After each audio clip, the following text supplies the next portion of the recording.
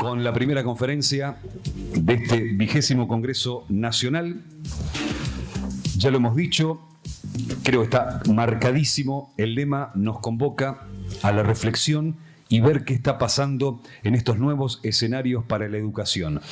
El retorno a las escuelas después de la disrupción de la pandemia en nuestras vidas personales e institucionales nos pone frente a nuevos escenarios que requieren miradas reflexivas.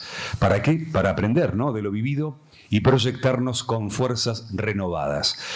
Ya vamos a comenzar entonces con esta primera disertación. Le quiero dar la bienvenida, le damos la bienvenida a la coordinadora académica del Congreso, que muchas veces nos ha acompañado y nos enriqueció con sus conocimientos, y hoy va a ser una especie de moderadora, ¿no?, en esta primera conferencia.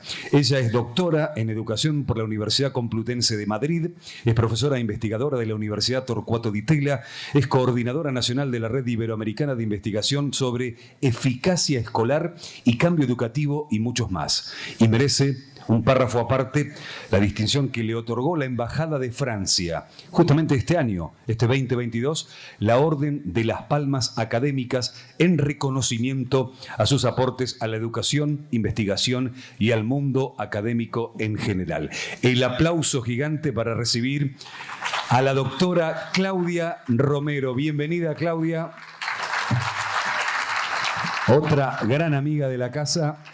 Gracias por estar acompañándonos.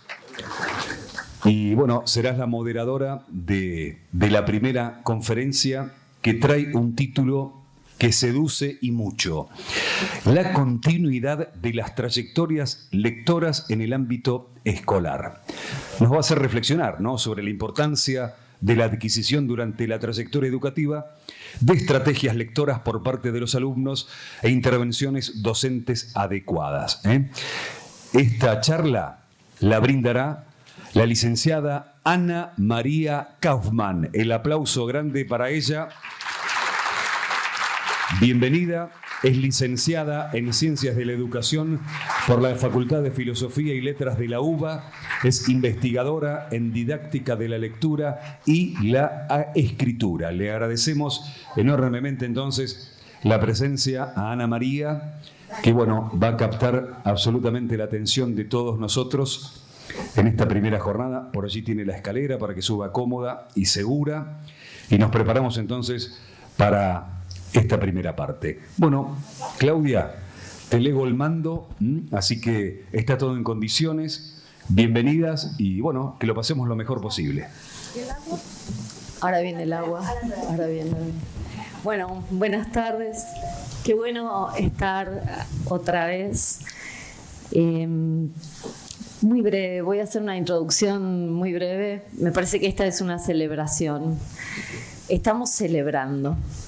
Creo que es el Martín, es el congreso que ha tenido más gente, o uno de los que ha tenido más gente, ¿no?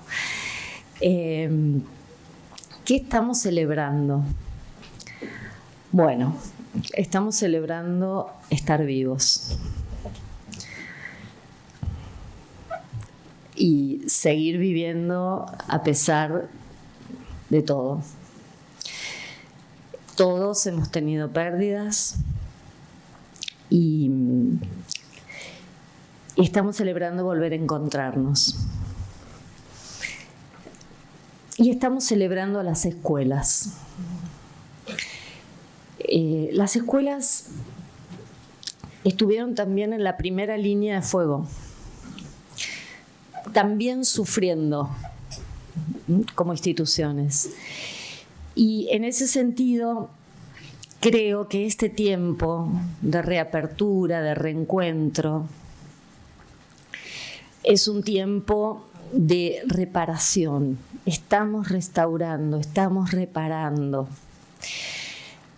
Y hay que hacerlo a conciencia. Y la escuela es un lugar en el que se producen aprendizajes fundamentales. Uno de ellos, no quiero generar polémicas, pero para mí el aprender a leer es el aprendizaje, el corazón del aprendizaje escolar. Aprender a leer, aprender a escribir. Es formidable lo que hacemos en la escuela. Aprender a leer, aprender a escribir, aprender a hablar. Y todo el tránsito en el sistema educativo es todo el tiempo eso, hasta en la universidad. Lo único que hacemos es seguir aprendiendo a leer, seguir aprendiendo a hablar, que es un aprendizaje infinito, no termina nunca. Por eso pensar los escenarios, los nuevos escenarios, es también pensar a partir de la vieja tarea de la escuela, volver a pensar aquello que la escuela ha hecho siempre. Mejor, peor, con un enfoque, con otro. Esto ha ido cambiando. Y me parece que arrancar este congreso de celebración, celebrando la lectura, la escritura, esa enseñanza fundamental es la mejor celebración posible. Así que, bueno, la invitación que hemos hecho de Ana María Kaufman, que es, bueno, una reconocida y prestigiosa especialista en el tema de la lectura y la escritura en la escuela, me parece una formidable lección. Espero que disfruten, como voy a disfrutar yo, de su conferencia. Y quienes quieran pueden ir haciendo preguntas o comentarios, y al final la idea es reservar un tiempo, Ana, para intercambiar con la gente. No, dice Ana, está un poco que dice que le dejaron poco tiempo. Bueno, ajustemos los relojes. Son 7:45. No soy experta en matemática, pero yo te aviso. Hablar a las 6 y son las 7:45. Hola. Un pedacito.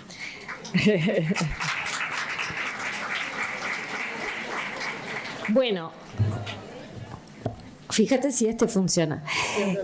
¿Andan los dos? Bueno. Pero es que ella va a hablar parada. Bueno, Ana, somos todos oídos. ¿Ya no más? Ya no más. Muy bien. Vamos, ahí va. Sí.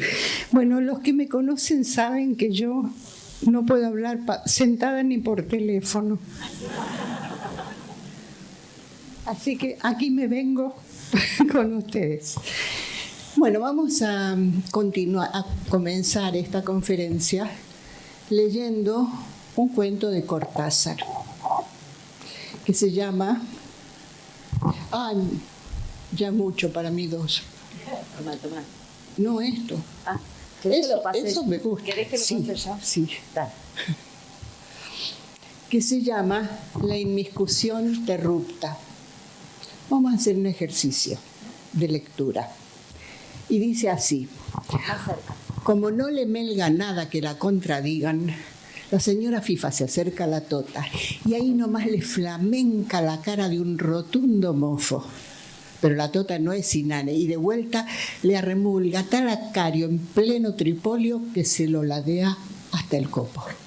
Asqueroso, brama la señora Fifa, tratando de sonsonarse el ayermado tripolio que además es de Santa Rosa. Revoleando una mazoca, más bien prolapsa, contracarga a la Crimea y consigue maribolearle un sueño a la tota que se desporrona en diagonía y por un momento orar el raire con sus abrocojantes bocinomias. Por segunda vez se le arrumba un mofo sin merma, a flamencarle las mecochas, pero nadie le ha desmunido el encuadre a la tota sin tener que alanchufarse su contragofia. Y así pasa que la señora Fifa contrae una plica de miércolanas a media resma y 4 peticuras de esas que no te dan tiempo al vocifugio, y en eso están, arremulgándose de ida y de vuelta cuando se ve presivenir al doctor Feta que se inmoluye inclótumo entre las gladiofantas. Payas, cronel elegantiorum, sujetirando de las desmecrenzas empebufantes. No ha terminado de hablar cuando ya le están manocrujiendo el fano, las colotas, el rijo enjuto y las nalcuñas, mofo que arriba y suño al medio y 2 miércolanas que para qué. ¿Te das cuenta? Se interruge la señora Fifa. El muy cornaputo vociflama la tota. Y ahí nomás se recompalmean y fraternulian, como si no se hubieran estado polichantando más de 4 cafotos en plena tetamancia.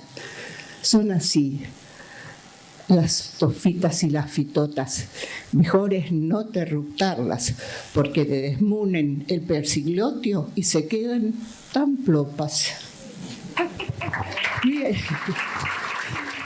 Ustedes se darán cuenta de que este señor ha usado pocas palabras que conocemos, pero como tiene mucho dominio del lenguaje, supo inventar palabras que nosotros pudimos interpretar como sustantivos, verbos, adjetivos, y ninguno de nosotros puede decir que no entendió lo que pasaba allí.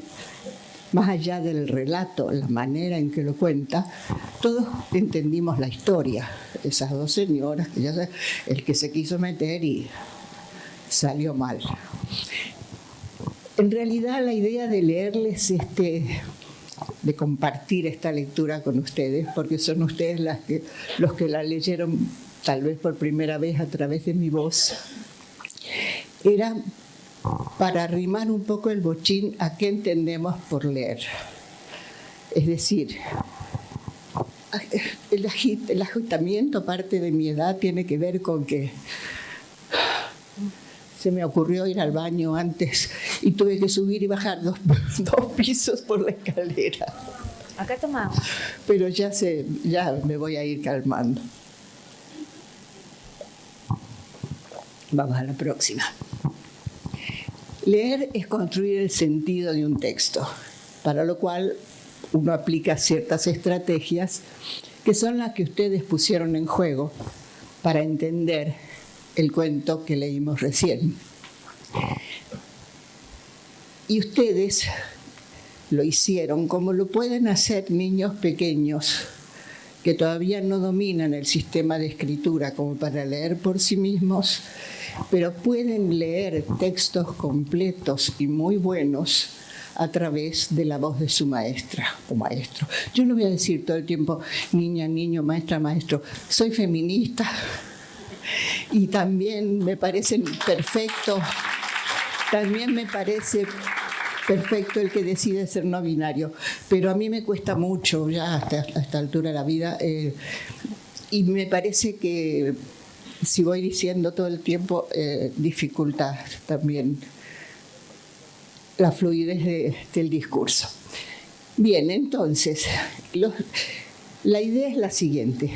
Cuando hablo de esa continuidad en las trayectorias lectoras, estoy queriendo decir que los niños desde muy chiquitos pueden comenzar a aplicar estrategias para acceder a la construcción del sentido de los textos y que no es necesario que eso se demore hasta que él domine el sistema de escritura y se lo tenga identificando letras o sílabas o palabras, cuando en realidad eso va a poder hacerlo perfectamente bien a lo largo de su formación como lector.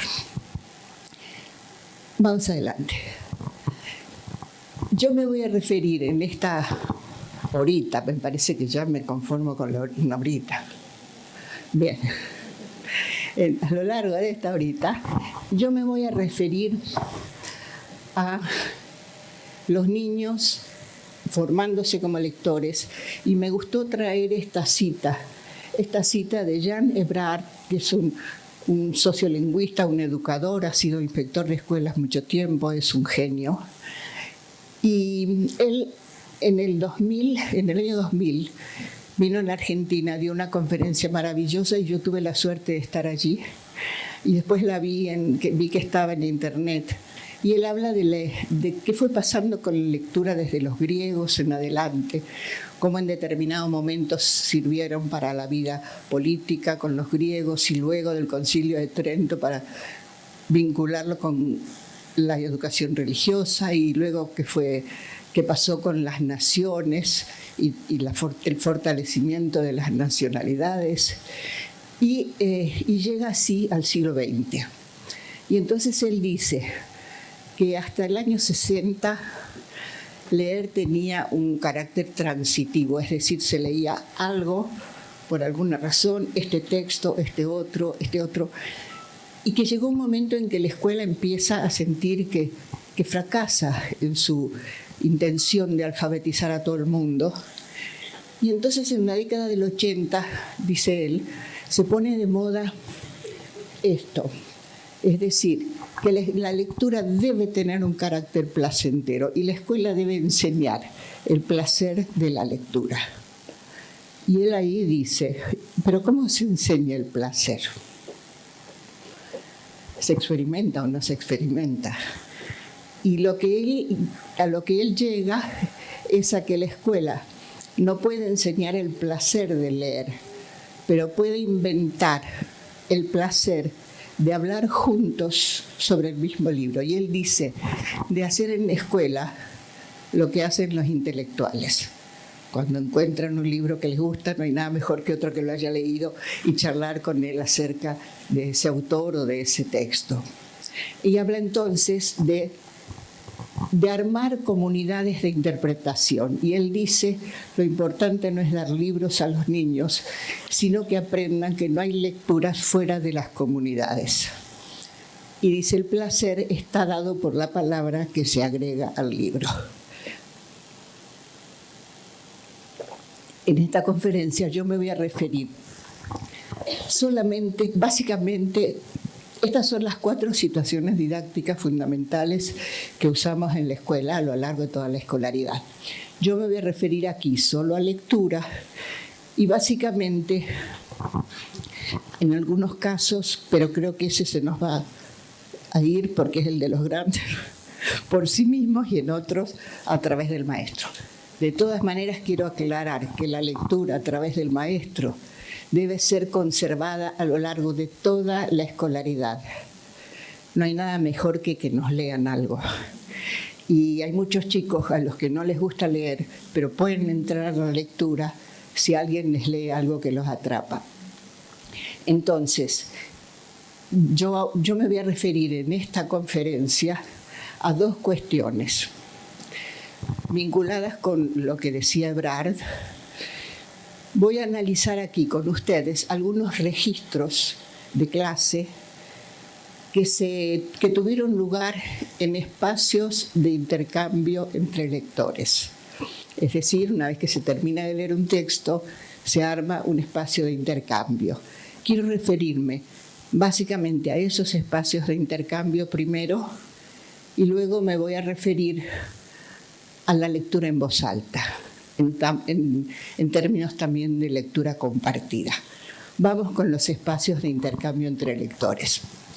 Claudia Molinari, que trabajó mucho tiempo y sigue trabajando, es amiga y muy querida, en el nivel inicial, plantea con niños de 5 años que los espacios de intercambio posibilitan comentar impactos personales, compartir diversas interpretaciones, contrastarlas, buscar pistas en el texto que las justifiquen o que las pongan en duda, considerar datos de la ilustración que puedan resultar significativos, formular conjeturas que deberán corroborarse sobre la coherencia del texto. Quiero que quede claro que esos espacios de intercambio tienen esa orientación, porque por lo general estamos muy acostumbrados a terminar de leer algo y en lugar de plantear un intercambio, evaluar si entendieron o no entendieron, porque los maestros siempre tenemos que evaluar. Y el chico pone algo y tenemos que ponerle bien, muy bien, regular o mal, siempre. Y entonces lo que sucede es que se termina de leer un texto y las preguntas son, a ver, ¿de qué trataba? ¿Cómo empezó? ¿Y después qué seguía? ¿Y después qué más pasó? ¿Y cómo terminaba? Entonces yo no voy a hablar de eso. Y van a ver en los ejemplos que traje de registros que no tienen nada que ver. Yo no sé si me da chance de leer el cuento y decir, Tengo que leer otro cuento, pero es un cuento mío. Hay más vergüenza. Es un cuento que yo publiqué hace como 30 años y que luego lo retomé y trabajamos con niños con esos cuentos para ver ciertas interpretaciones, ciertas intervenciones docentes vinculadas con eso. Entonces, este cuento, ¡ay, qué bien! ¡Qué bien! ¿Cómo sabían que era ahí? Yo lo mandé en dos. Un aplauso para los que armaron esto. Pues yo mandé 2 archivos separados y dije, uy, ahora, ¿cómo le digo? Muy bien. Se llama Un mundo mejor el cuento. Y dice así, esta historia pasó hace muchos, muchos años. Tantos que todavía no habían nacido nuestros abuelos, nuestros bisabuelos y ni siquiera nuestros tatarabuelos. Ocurrió en un bosque muy lejano, muy verde y muy tranquilo. Allí vivían los ciervos, que estaban bien organizados. Los ciervos blancos, que eran más grandes, eran los que mandaban. Los ciervos marrones, que eran un poco más pequeños, obedecían a los ciervos blancos. Pero no solo les obedecían, sino que les servían en todo lo que necesitaban y se lo servían en bandeja, con la vista y los cuernos apuntando hacia abajo.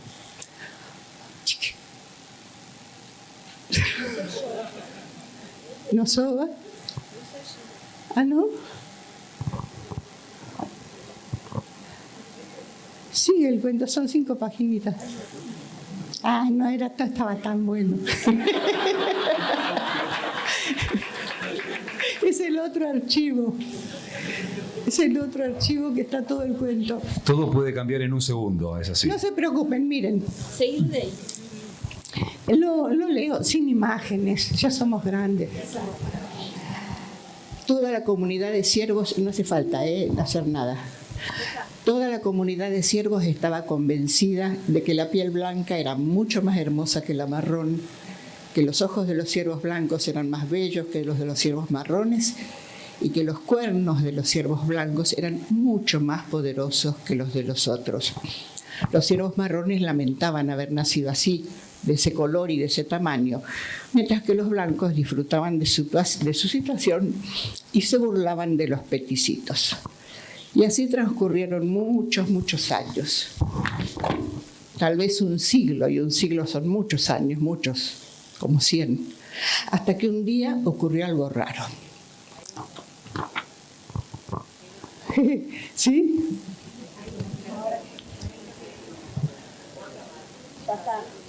Una cierva marrón, la señora Cerviqueta, tuvo un hijo.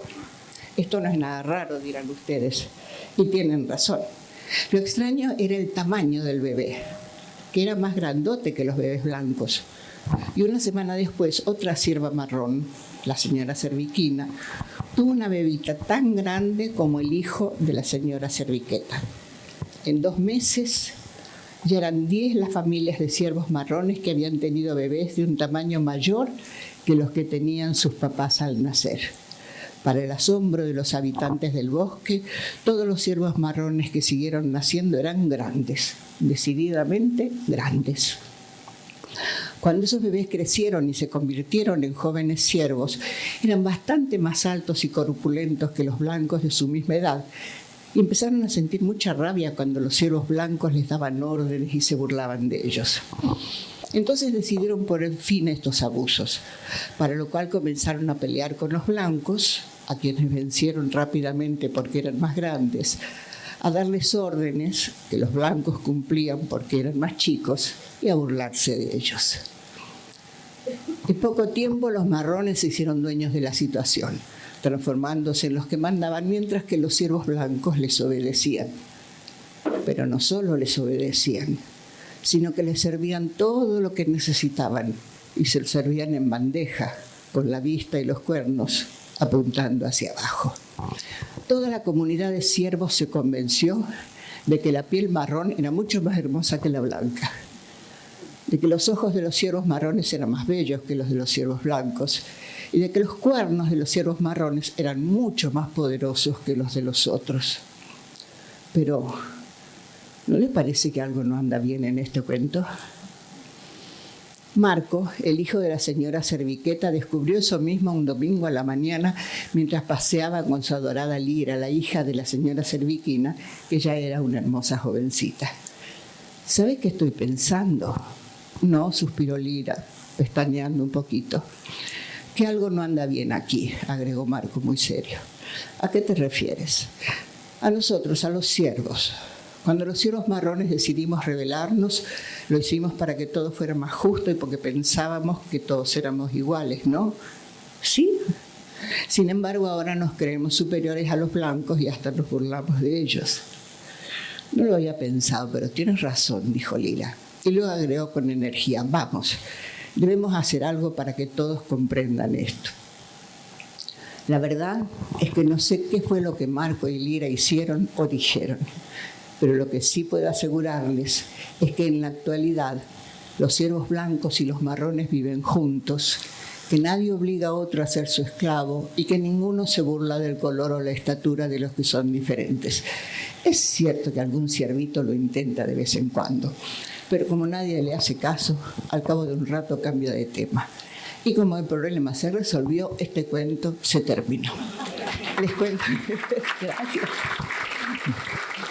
Les cuento que lo que les voy a mostrar ahora es un material inédito, porque con una compañera muy querida, Marcela Marguerite, hicimos un libro para docentes con 3 cuentos míos de aquella época que resucité, porque ya están, yo tengo los derechos de vuelta. El de antes se llamaba El Descubrimiento, si te acordás de los multilibros, se llamaba El Descubrimiento del Ciervo, o del multicuaderno de Luciana Juan y Copete. Bien. Y ahora se llama un... ¿Eh? ¿Y por qué no sigue? Ya va a seguir. Ah. Estoy malísima hoy. Y encima tengo calor.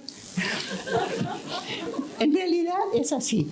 Tomamos esos 3 cuentos porque nos gustaban y trabajamos con Marcela, con niños de segundo grado.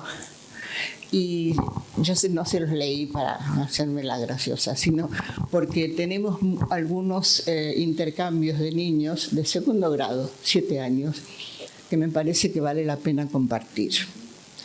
En un primero, fenómeno, es maravilloso este congreso. Primero, vamos a compartir intercambios centrados en la historia, es decir, en lo que pasa en el cuento. Y luego vamos a ver otros intercambios que tienen que ver con el relato, es decir, con cómo esa historia está contada en ese cuento. Y miren hasta dónde pueden llegar nenes muy chiquitos. La maestra les pregunta, ¿qué les pareció este cuento? ¿Les gustó? Varios dicen sí. Y la maestra dice, ¿por qué les gustó? Sophie dice, porque los siervos se dan cuenta que está mal hacer de las 2 formas. Está mal de las 2 formas. La maestra le dice, ¿qué son las 2 formas?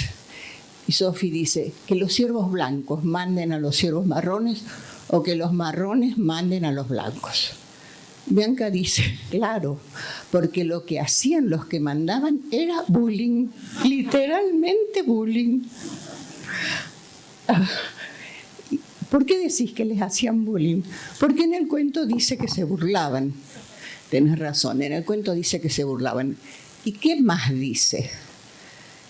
Que los blancos creían que la piel blanca era más linda, que los ojos de los blancos eran más lindos y que los cuernos eran más poderosos. Voy a hacer un parate aquí.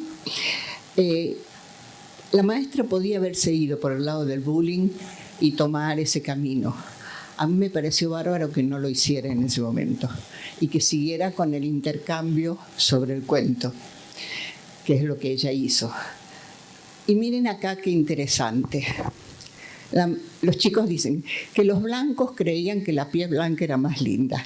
Y ella le pregunta, ¿solo los blancos creían eso? Y varios dicen, sí, los blancos se creían los más lindos. La maestra dice, ¿y los demás qué piensan? Manu dice, Yo pienso que se lo creían y por eso les hacían caso.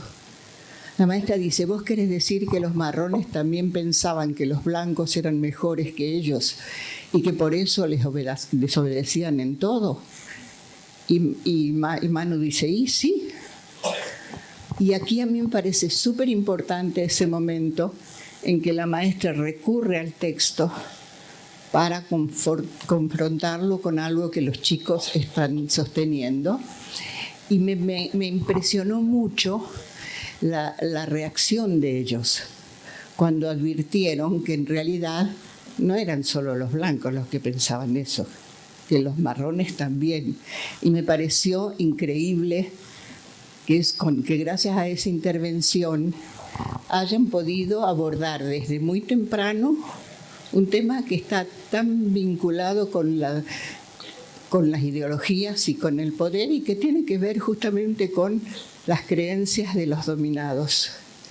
Me pareció fuerte y me pareció interesante con nenes muy chiquitos.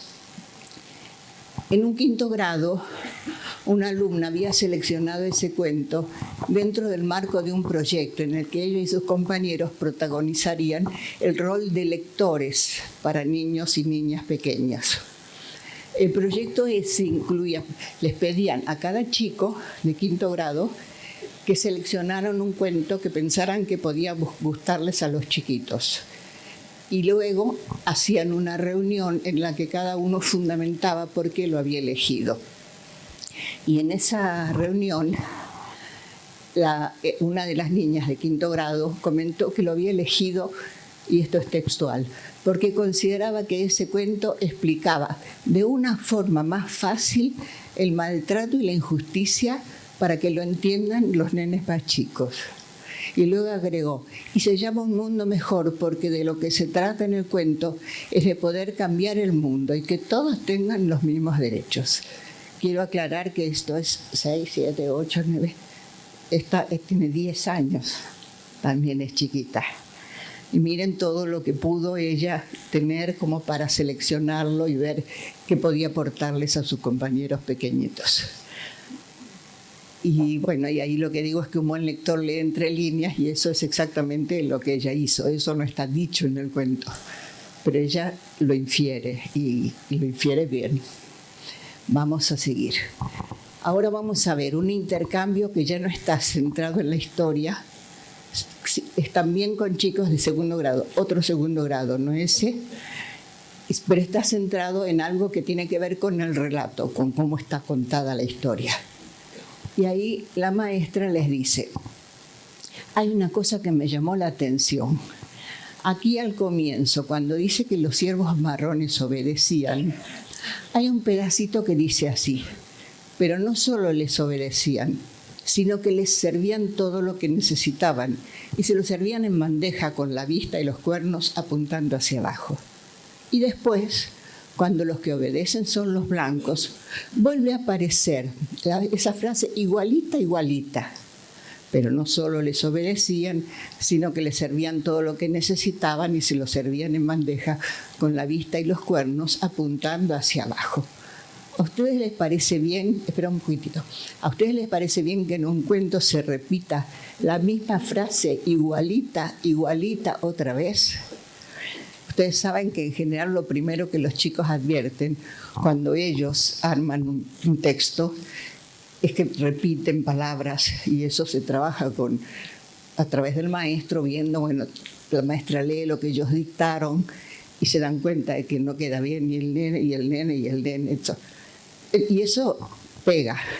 Entonces aquí la intención de la maestra era ver hasta dónde ellos podían advertir que había una repetición intencional, no era accidental.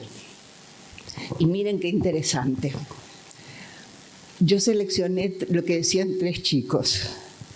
Lolo primero dice, sí, está bien, pero si se repite muchas, muchas veces, no.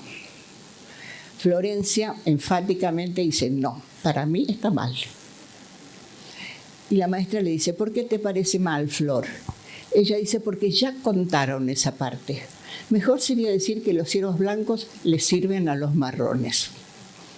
Y Martina, muy lentamente, fue hermoso ese registro, porque ella quería explicarles por qué le había gustado.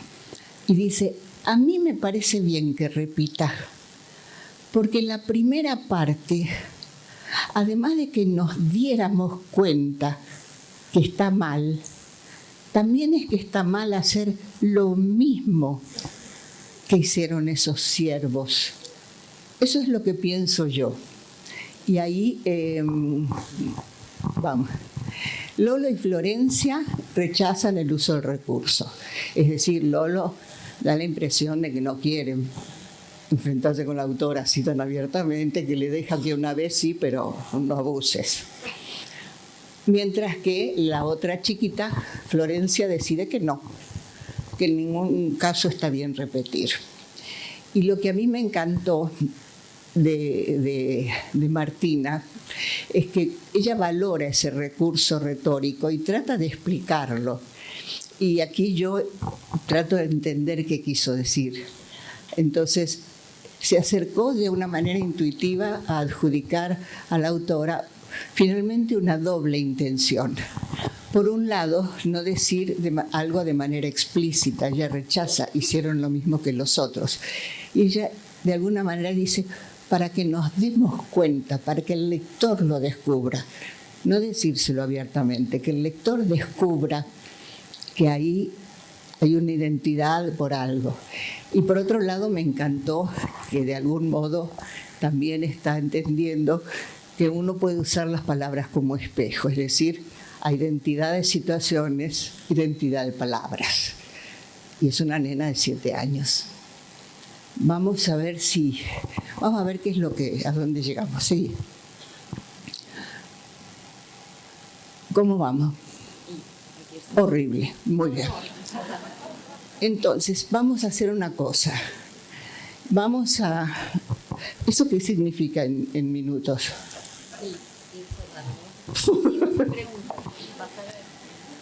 Tanto no te banco. No. Vamos a pasar. Había unas situaciones muy lindas que no eran mías, que una era de Claudia Molinari y la otra de Ani Ciro, que tenía que ver con discusiones entre los nenes sobre el autor y el narrador. La de Claudia Molinari es preciosísima porque eran chicos que habían... Dame una más. Una más. Habían leído Cucos Azules de Iris Rivera y en ese cuento es una nena, la narradora, una nena que tiene su tía Enriqueta y que la tía Enriqueta la amenaza que no haga esto porque va a venir el cuco y que no haya aquello, porque va a venir el cuco y que no haya aquello. Y yo quiero solamente mostrar el pedacito de Claudia y nada más, sí. No, nada más no. Miren, es que me quitaron mucho. ¿Y quién cuenta esta historia? Julia dice la autora. Rocío dice no, la nena. A ver, estos son nenes de 5 años, sala de 5. A ver, Julia dice la autora, Rocío dice la nena. ¿Qué opinan los demás? Varios dicen la nena. ¿Cómo se dan cuenta de que es la nena? Porque en la primera parte también estaba contando todo la nena. Acá, y la maestra relee. Cuando yo era chiquita, algunas veces me quedaba en la casa de mi tía Enriqueta. Rosa dice sí. ¿En qué otra parte se dan cuenta de que la nena es la que está contando? Porque cuando dice a mí me persigue, o cuando dice esta es la mía, y por el siguiente que me encanta. ¿Y por qué no es la autora la que está contando? Y dice la autora es la que lo escribe. Entonces la maestra ahí diferenció, ¿no? ¿Quién lo escribió? ¿Quién lo está contando? Y la maestra ahí quiere un poco más, pero tienen 5 años. Le dice, ¿y si alguien contara la historia de esta manera? Había una vez una nena, ahí sí sería la autora. Tamara dice, ¿por qué diría que había una vez una nena que iba a la casa de la tía Enriqueta? Pero la autora habíamos dicho que era la persona que escribía la historia. Y Mariana dice, depende de las cosas que vos decís. Si es bajita la voz, es de nena. Si es más gruesita, es la autora. Entonces ahí la maestra dice, ¿tendrá que ver con las voces que yo hago cuando leo? Y Mauro dice, como decía Tamara, había una vez una nena que iba a la casa de la tía Enriqueta, ahí es la autora. La maestra dice, pero no es la autora la que cuenta, ella hace que otro cuente la historia. Entonces Mauro, suponiendo confirmar lo que dijo la maestra, dice, la autora lo escribe. Había una vez una nena que iba a la casa de la tía Enriqueta, lo está contando ella. Y si lo escribe como si lo está contando la nena, ahí sí lo está contando la nena. Pero es muy linda. Bueno, vamos a dejar aquí y vamos a pasar, vamos a seguir hasta leer en voz alta, que lo vamos a comentar rápidamente. Ana María, la interrumpo. Tómese unos minutitos más. Arrancó, creo que 25 más tarde. Así que ¿Cómo te llamas? yo me llamo Javier. No sabes cómo te quiero. Yo también te quiero. Y quiero cuidar el manguito rotador y los hombros de los que están filmando, ¿sí? Porque ahí está claro que va a subir todo al canal de YouTube la semana que viene. Así que lo van a hacerle captura de pantalla, van a tener toda la materia. Así que relájense. Bueno. Y seguimos disfrutando. Dale. Me parece que este tema es importante tocarlo. Vamos a lectura en voz alta. En muchas aulas de primer grado, los docentes piden a los niños que lean en voz alta como una manera de evaluar su formación como lectores. Y gracias a eso hemos observado muchísimas veces niñitos que todavía no pueden leer en voz alta y balbucean tímidamente, mientras otros padecen esos balbuceos y no nos parece una buena idea. Pero entonces, ¿qué estamos diciendo? ¿Que el chico no tiene que aprender a leer en voz alta? Sí tiene que aprender a leer en voz alta. Pero vamos a ver cómo. Así como se aprende a leer leyendo de manera silenciosa para construir el sentido del texto, es verdad que también se aprende a leer en voz alta leyendo en voz alta. Pero vamos a ver cómo con los niños chiquitos. Y entonces, una situación que resultó muy productiva es hacerlos partícipes de determinados proyectos en los que la lectura en voz alta tenga sentido y pueda ser ensayada en la casa. Por ejemplo, proponerles hacer una obra de títeres y darles parlamentos muy cortitos, repartir esos parlamentos y que ese nene lo lea y lo lea hasta que lo sepa de memoria y lo pueda leer muy bien cuando den la función. Y realmente eso funciona muy bien y los chicos aprenden a leer en voz alta, pero no necesariamente en público. Pueden ensayar en su casa y luego hasta que finalmente van a leer en voz alta bien cualquier cosa. Entonces, en primera instancia, el maestro lee toda la obra, participan en esos espacios de intercambio y luego reparte esos parlamentos. Después de un periodo de ensayos individuales que hacen en las casas, se hace el ensayo general. Y esto solamente les voy a comentar. En una escuela parroquial de provincia de Buenos Aires, en San Pedro Claver, se hizo hace muchos años, quiero decir justamente 20. Esta experiencia del Centro de Lectura para Todos. ¿Me vas a dar el cuento? Sí. Se creó este Centro de Lectura para Todos. Lo armamos San Isidro y yo, y lo coordinó Javier Maidana, un maestro de lengua y literatura extraordinario que comentaba en la época en que estaba EGB y todo eso, y que él tenía por ahí 4 horas de lengua y literatura, y en el Polimodal 2 horas semanales, y él decía que con este centro él había aprendido la importancia de leerles algo a los chicos. Y todos los días él me decía, yo tengo 1 hora, pero los primeros 10 minutos yo me llevo un cuento breve y se los leo. Dice, y es increíble, era una escuela de población muy carenciada. Dice, y es fantástico porque siempre hay alguno que dice, profe, ¿me lo presta? Y se lo lleva, ¿no? Este Centro de Lectura para Todos fue una experiencia fantástica. Vamos a ver más. Ahí, publicamos un librito que se llamaba Voces de los que participaban. Esta experiencia fue fantástica porque ellos leían a otros compañeros, pero además para formarse como lectores en voz alta, leían muchísimo. Empezaron a leer ellos muchísimo y a leer autores que ni sabían que existían. Y en ese libro que se llamaba Voces, yo recogí estas tres, pero todos decían lo que había significado el centro de lectura para ellos. Había una vez estuvo Pascal Petit en esa reunión, Michel Petit. Estuvo Michel Petit y les leyó Desayuno de Prévert en francés a los chicos. Y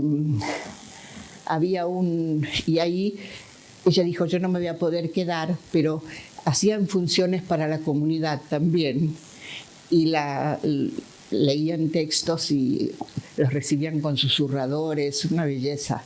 Y Michel Petit dejó dinero porque dijo, yo no voy a estar el día de la función, pero esto es para la gorra. Y Ani y yo dimos también.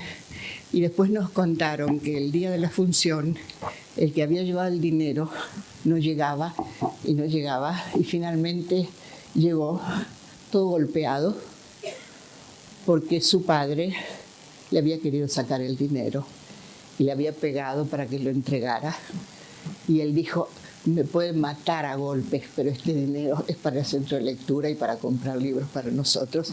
Y llegó con el dinero a la gorra. Y él siempre dijo, yo creo que si no hubiera existido el centro, yo habría sido chorro. Y estas voces son muy lindas. Darío dice, la primera vez que leí en público, leí Pedro Urdemales y El árbol de plata frente a unos chicos de 8º año.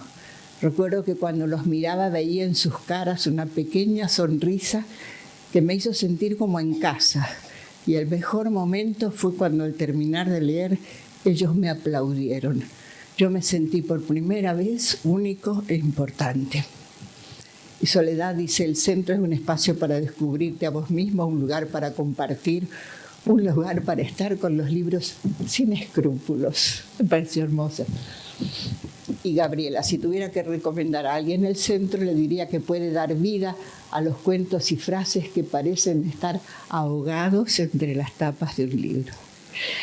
Y termino con un cuento de Antonella, de ese centro de lectura, que había leído Una vendetta de Guy de Maupassant, que había quedado fascinada con ese autor, y escribió este cuento basándose en ese gusto.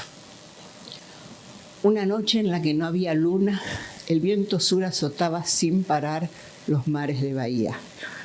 Tras una duna, caminaba despacio un joven de aspecto desolador. Esa noche, este niño llamado Marcos había tenido una terrible discusión con su padre, el viejo vago y alcohólico que durante la joven vida del chico lo acusó de haber matado a su madre. Esa noche el viejo había llegado demasiado lejos. Culpó al niño de todas sus desgracias. Se esmeró por herirlo palabra tras palabra. Fue tan cruel su osadía que hizo que el niño desesperara y corriera de la precaria vivienda. Y aquí nos encontramos. Paso a paso el viento conduce a Marcos hacia el mar. Ahora las olas frías cubren sus pies, pero no detienen su marcha. Cada paso lo acerca a su final. Sal de ahí, joven amigo. Un paso más puede ser tu muerte. Él no saldrá hasta no encontrar una palabra que lo ayude a vivir. Palabras para morir, palabras para vivir.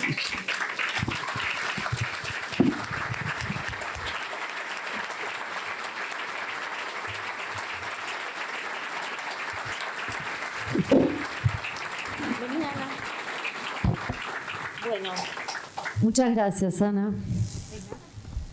Sentate aquí que vamos a conversar un poquito, algunas preguntas. Yo desde acá los miraba, cuando Ana María empezó a leer ese cuento de los ciervos, y les digo que la mayoría de ustedes fueron entrando en el cuento, ¿no? Y las caras eran como las caras de un niño al que uno le lee un cuento. Fueron entrando ahí y quedaron, era muy lindo verlos desde acá.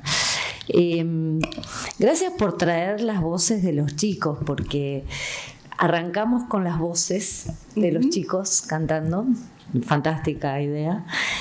Y vos volviste ahora esta noche a hablarnos de la lectura, poniendo las voces de los chicos, ¿no? Volviendo a poner en el centro aquello que dicen, aquello que sienten a partir de la lectura. ¿Cuál es el valor de esa voz? Porque claro, vos hablas de lo que dicen los chicos después de leer, o después de leer a través del maestro. Y hay otras posiciones hoy que es más bien que los chicos mucho no tienen que decir o tienen que esperar, aprender para después decir, ¿no? Como que hubiera una secuencia. Y vos arrancás con lo que ellos dicen. ¿Cómo sería? Es que lo dicen, porque los chicos chiquitos piensan y piensan muy bien. Y lo importante es ofrecerles situaciones interesantes, y lo importante es que el maestro pueda tener, el maestro o la maestra, aquí sí, somos más maestras que maestros, pueda tener intervenciones adecuadas para que los chicos puedan de verdad reflexionar sobre los textos, tanto desde la perspectiva de lo que dicen como cómo está dicho, etcétera. Entonces, en ese sentido, sí, mi intención hoy fue plantear cómo los niños pequeños pueden ser lectores antes de leer convencionalmente. Y pueden ser lectores, me refiero no solamente a entender un texto, sino a formar parte de una comunidad lectora. Que hay un autor que se llama Philip Jackson en un libro muy lindo que se llama Enseñanzas Implícitas, y que dice que cuando uno aprende una disciplina aprende muchas otras cosas al momento de aprender esa disciplina. Quiero decir, aprender matemáticas no es solo aprender matemáticas. Por ejemplo, aprender matemáticas es aprender a desarrollar paciencia, dice Jackson. Honestidad, someterse a reglas, aprendizajes que uno diría, eso corresponde a cultura ciudadana, no a matemáticas. Bueno, Jackson dice, cuando uno estudia matemáticas se aprende muchas cosas. Yo te pregunto, ¿qué se aprende cuando se aprende a leer y a escribir así? Bueno, yo traje aquí experiencias con textos literarios. Sí. Desde esta perspectiva que recorté hoy, te puedo decir, se aprende a que hay otros mundos maravillosos que son diferentes de la realidad, pero que son mundos posibles y que son mundos mágicos y que están en los textos, ¿no? Es decir, en ese sentido podríamos decir que abre las posibilidades de un chico que accede a esos mundos a navegar por mundos muy diferentes de aquel en el cual vive. Pero también, si pensamos en leer para aprender, ahí ni hablar que en los textos de diferentes disciplinas hay conocimiento, claro. Exacto. Aprender. ¿Qué podría una escuela? ¿Qué necesita una escuela para encarar de manera relevante la enseñanza de la lectura? ¿Cuáles son las claves? 3 cosas. A ver. Libros. Y yo sé que que de eso se están ocupando libros, muchos libros. Pero también hace falta trabajar con los maestros. Yo soy una convencida de que en los institutos de formación docente, en los 4 años de formación, tendría que haber en los 4 años taller de escritura y en los 4 años taller de lectura en voz alta. Lo digo de verdad, creo que hay gente que no ha tenido esa posibilidad, que no tiene el don de atrapar a una audiencia, y que ahí es fundamental que el maestro, no solamente él disfrute como lector, sino que pueda también atrapar a otros con su lectura en voz alta. Yo recuerdo que justamente en el Claver, estaba con Celina, una compañera, Celina Utenau, otra compañera extraordinaria. Y había una maestra de primer grado que no quería leerles a los chicos y nunca les leía, y los chicos no podían avanzar a través de su voz. Y entonces nosotras, cuando íbamos a la escuela, leíamos. Y un día yo llego más tarde y Celina viene y me dice: Antonia, bueno, la maestra, bueno, debe estar muerta, qué sé yo. Muchos años, 2006. Bueno, jubilada, digamos jubilada, para quitarle dramatismo. Jubilada. Bueno, me dijo, llegué y les estaba leyendo un cuento. Yo dije, bien. Me dijo, no sabes qué feo lee. Dice, era una pena terrible. Dice, fue. Entonces, bueno, eso creo. Creo que hacen falta libros y hace falta maestros. Me dijiste 3. Sí, porque pensé en el maestro como lector, pero a la vez como escritor. Y me parece que este cuento que escribió Antonella lo pudo escribir a partir de esas lecturas, claro, y también de las escrituras que hacían con Maidana, con Javier. Entonces, las 3 cosas que creo es que hace falta, hace falta tener libros y hace falta una persona que sea un buen intermediario entre los niños y los libros, que es el maestro. Bueno. Gracias, Ana. Estamos terminando 5 minutos antes, Martín, una prolijidad absoluta. Bastante. Quiero, por supuesto, si alguien tiene preguntas, no me las fueron acercando. Allá hay una pregunta. Vamos a permitirle. Tenemos una pregunta aquí de Mónica. Sí, y de Mónica. Por una cuestión de coordinación y todo, hacemos 3 preguntas, ¿Sí? Bueno, ¿les parece? Vale, sí. Me encanta tu sentido del humor. Gracias. Ahí está, te lo tenía que decir, pues nos hace reír, explota así, con esa ironía que tiene. Gracias. Yo voy a ser rápida, soy profesora en letras, di lengua y literatura muchos años, así que lo tuyo me fascinó. Muchas gracias. Gracias por haber traído a Cortázar acá, primero. Segundo, muy interesante la propuesta de aquel niño que no se animaba a leer en público y que le pusieron a trabajar en el teatro de títeres.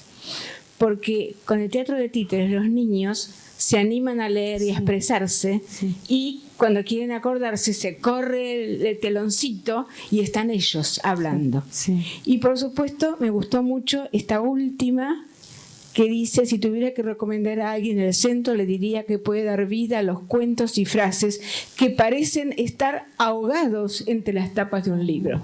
Cuando abrimos el libro y lo leemos, desahogamos las palabras. ¡Ay, qué hermoso! Gracias. Muchas gracias. Gracias, Mónica. ¿Quién más? ¿Quién levantó la mano? Creo que había sido Flavio por este lado.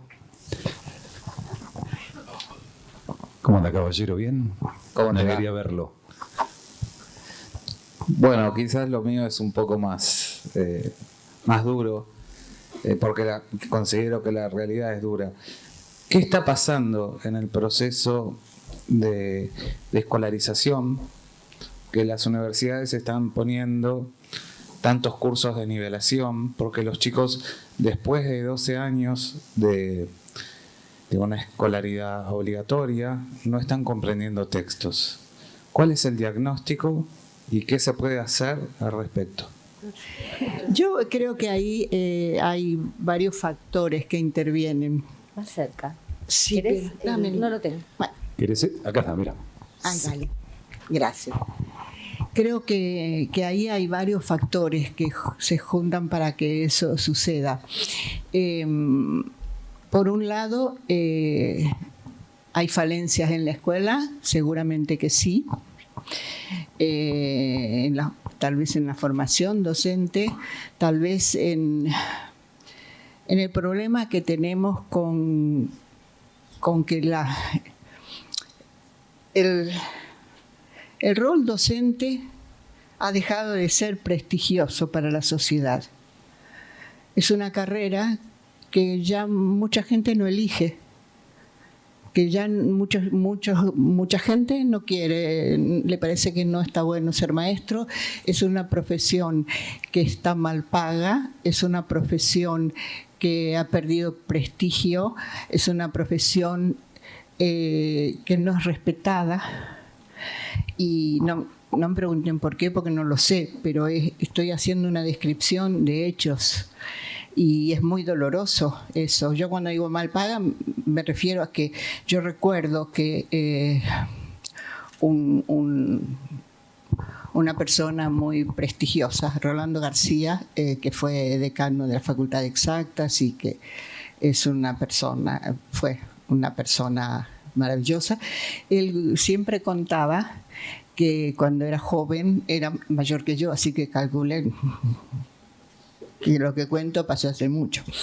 Pero él contaba que él se recibió de maestro y que con lo que él ganaba como maestro podía mantener a sus padres. Y mientras siguió estudiando otras cosas. Eso ahora está muy lejos de ser así. Entonces creo que por un lado sí hay problemas con el lugar del maestro y con tal vez su formación y lo que siga. Pero además también hay algo que excede a la escuela. En general no son solo los chicos los que no leen. En general está todo el mundo con los deditos. Yo no sé porque yo soy vieja y escribo así, pero ahora todo el mundo está con los pulgares. Todo el mundo está todo el tiempo con los celulares y tiene acceso a todo por los celulares y escriben de una manera que no se aceptaría en un texto escrito. Me parece que están pasando muchas cosas que exceden los límites de la escuela, que en la escuela hay problemas seguros, pero yo creo que además estamos yendo a una sociedad donde la mayoría de los jóvenes y de los adultos leen poco. Entonces ahí ya no tiene que ver no tiene que ver la escuela ni los maestros. Y estoy convencida, y sí, muy convencida, de que el que lee poco lee mal. Y que los que leen bien son los que leen mucho.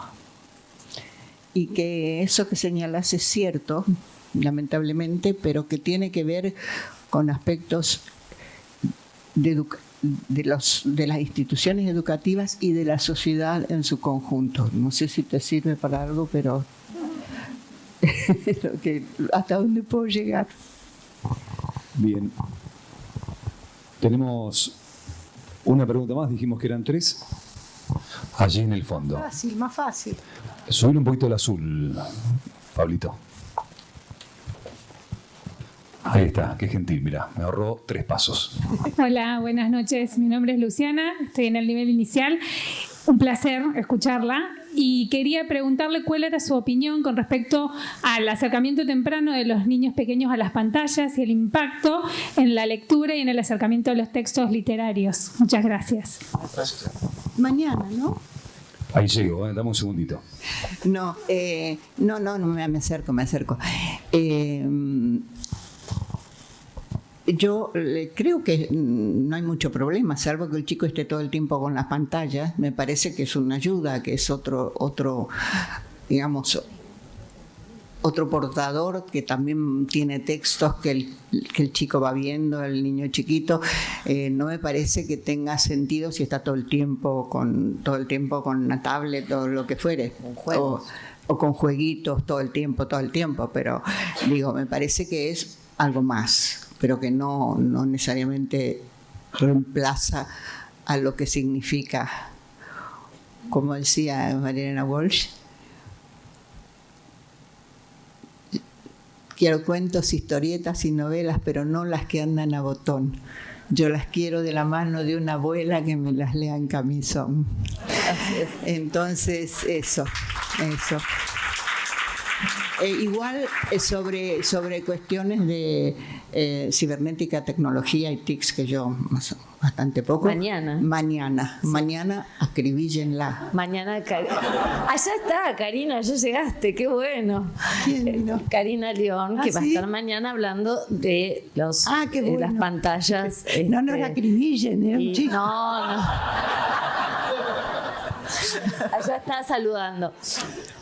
Bueno, a ver, Ana, muchas gracias, por esta retorno a la Perdón que te interrumpa. Hay una dama de verde que me está levantando la mano desesperadamente. Una pregunta rápida, una respuesta rápida. Y cerramos, Martín, te lo prometo. Esto está todo fuera de programa, no había preguntas, pero bueno, surgió todo, ¿no? Está bien. Así que está bueno. Bueno, buenas tardes. Por favor, pregunta rápida. Sí, Instituto Ayelén, directora y bibliotecaria. Ese es un gran favor que me dio la vida. Entonces, pude este año implementar, gracias a los representantes legales, la antología, donde los chicos puedan escribir.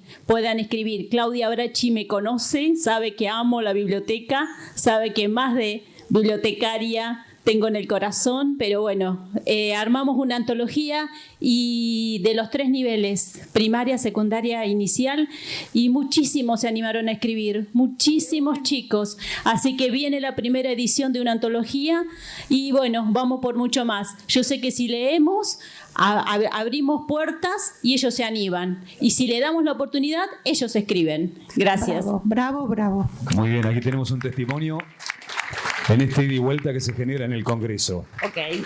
Bueno, ahora sí.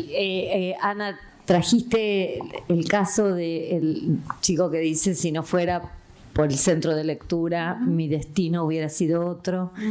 La lectura te cambia la vida. La escuela te cambia, o debería cambiar, torcer destinos, ¿no? También. Sí. Para eso estamos acá. Por eso estamos aquí todos nosotros.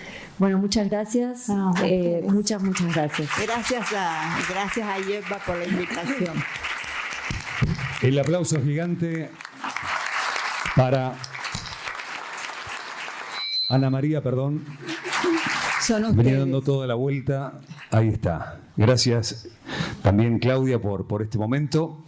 Así damos y concretamos esta primera jornada, el acto inaugural.